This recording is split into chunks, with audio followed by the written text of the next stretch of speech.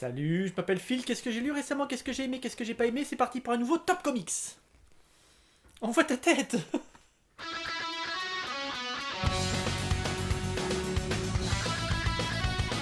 Allez, on va crever l'abcès tout de suite, ce sera fait. On va parler de Gideon Falls.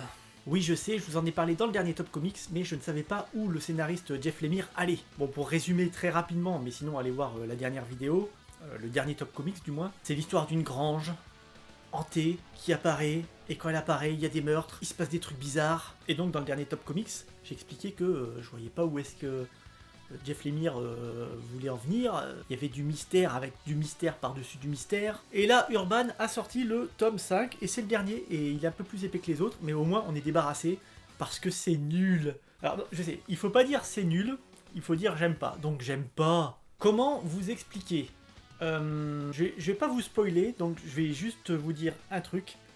Dans ce tome 5, il y a quelque chose qu'on ne retrouve pas dans les autres tomes, c'est cette foi en la foi. Je sais, c'est mal dit, mais le nombre de fois où les personnages ont le choix entre le chemin de gauche, le chemin de droite, et qu'il y en a un qui dit il faut aller à gauche parce que j'ai la foi. C'est insupportable. C'est insupportable quand tu fais de Dieu, de la force de Dieu, ton Deus Ex Machina. Je suis pas athée, je suis pas anti-Dieu, mais non. C'est juste que, voilà, quand tu te sers de la foi pour tout expliquer dans ton bouquin. Ou alors, il faudrait que je refasse une deuxième lecture. Peut-être que je suis allé trop vite parce que j'avais hâte de connaître la fin pour voir comment il allait se tirer de tout ce bazar. Peut-être qu'à la deuxième lecture, ça passera mieux. Ça m'est déjà arrivé des fois de relire un bouquin et puis finalement, de plus l'apprécier à la deuxième lecture. On verra, on en reparlera peut-être dans un prochain Top Comics. Donc je vais pas rentrer plus dans les détails, parce que je commencerai à rentrer dans le spoil et c'est pas le but de l'émission. Mais en même temps, je suis pas un grand fan des titres horrifiques, c'est pour ça que je vous ai pas parlé de Basket Full of Head, il s'appelle ce truc. Alors que tout le monde en a dit du bien, je vous en ai pas parlé parce que sur moi l'horrifique en comics ne marche pas. En film ça marche, parce qu'il y a la musique, parce qu'il y a les plans de caméra et tout. Donc forcément je n'ai pas aimé ce Gideon Falls. Et puis même je veux dire, attendez, c'est dans ce tome, dans le dernier. Il y a des petits bonus, merci Urban, bravo. C'est sur la fin, oh là là. Regardez-moi ce dessin. Avec des lignes temporelles qui sont espacées, avec des droites dans tous les sens. Ça c'est le genre de truc qui... Tu le fais en vitesse sur le sopala avec lequel tu t'es branlé. Je suis désolé, je suis vulgaire parce que je suis en colère. Ça n'a aucun intérêt, ça ne permet pas de comprendre le comics.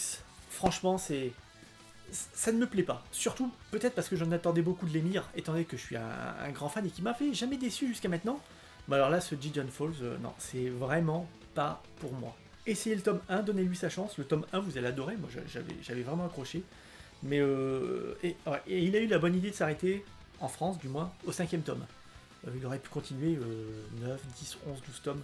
Non, non, c'est bien. 5e tome, c'est parfait.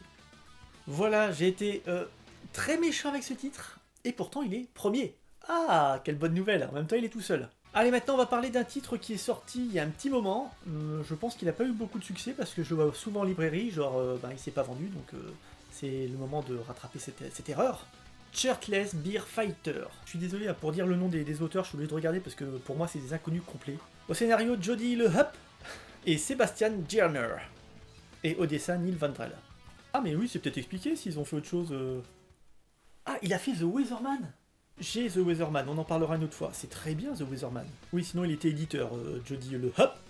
Et Sebastian Gierner, qu'est-ce qu'il a fait? Ouais, il a fait plus de la publication que du scénario. Et dessinateur Vendrell, il a fait du webcomics. Voilà, donc je ne le connaissais pas. C'est sorti chez iComics. Et vous l'avez compris, j'ai adoré. Alors c'est compliqué parce que c'est un comics plein d'humour. Et l'humour, c'est assez subjectif. C'est complètement absurde, c'est l'histoire de l'alpha mâle, carrément, l'homme suprême, qui est rappelé un peu comme Rambo 2 dans une ultime mission, et voilà, comme son nom l'indique, c'est le genre de gars qui se bat à main nue contre des ours. Ils ont eu la bonne idée de pas faire un ongoing, voilà, c'est une histoire complète. Ça sort pas tous les mois, c'est pas comme Deadpool, je sais que je critique beaucoup Deadpool, mais notamment sur le fait que l'humour, tu peux pas être bon tout le temps. Tu peux pas sortir un bon comics d'humour tout le temps, et voilà, c'est une histoire courte, c'est une histoire complète, c'est parfait. Et je vous disais tout à l'heure, ça tombe bien, en parlant de Gideon Falls, que l'horrifique ne marchait pas, que ça marchait au cinéma. Et ben en général, c'est vrai que les comics, même l'humour, ça marche mieux au cinéma, ou pendant un spectacle, enfin en vidéo, que en lecture. Et ben, ça fait longtemps que ça m'est pas arrivé, mais j'ai ri, mais à haute voix, vraiment, en lisant le comics. Shirtless Beer Fighter, j'aurais pas parié un copec dessus, vraiment, et pourtant c'est très très bon. Directement, en première position en même temps, vu ce que j'ai dit de Jidon Fall, c'est pas compliqué. Hein. Je vais pas vous dire que c'est un indispensable, évidemment, non, mais voilà, si vous voulez rire un bon coup, c'est efficace en tout cas. On continue avec un nouvel éditeur, 404 Comics. Je vous jure, je viens de voir que sous le prix, c'est marqué merci avec un point d'exclamation, genre les gars nous remercient d'avoir acheté leur bouquin. Eh ben écoutez, ça me fait plaisir, hein, ça me fait plaisir de vous avoir donné mon argent. Parce qu'en plus, Big Girls, eh ben, c'est pas mal. Donc on va parler de Big Girls de Jason Howard. Sur Twitter, j'ai lu des petites critiques comme quoi c'était un titre féministe très engagé. Je m'attendais, heureusement non, je m'attendais à un truc du genre « Oh, les hommes, ils sont tous méchants, puis toutes les femmes s'associent contre les hommes, et elles sont trop gentilles, un truc débile. » Et en fait, non, pas du tout. Alors que l'histoire aurait pu s'y prêter, enfin, ça... Évidemment, ça aborde le thème, mais pas autant que j'aurais cru et j'aurais pas voulu. En fait, ça parle d'hommes qui, en gros, chopent un virus et se transforment en monstre géant. Et quand une femme chope ce virus, elle se transforme pas en monstre géant, mais juste en femme géante. Et donc, elle lutte contre ces hommes. Et voilà, moi je pensais que c'était que des gentilles femmes contre que des méchants hommes.